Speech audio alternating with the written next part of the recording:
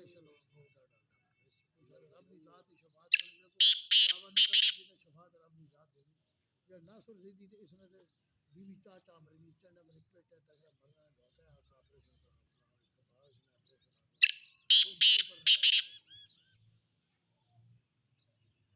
कितना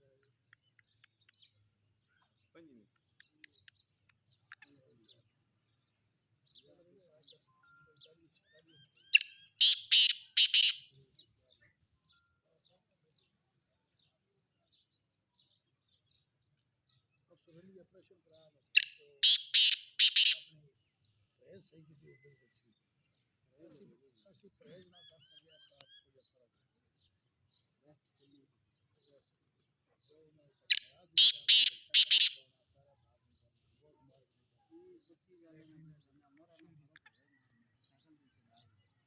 मैं सच में दाढ़ी कभी मजबूरी ना जो बच्ची पहले तो हमें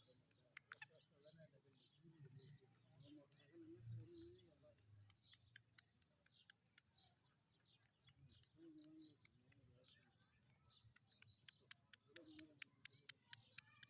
नहीं हमें नहीं सर किसके भी नहीं किसे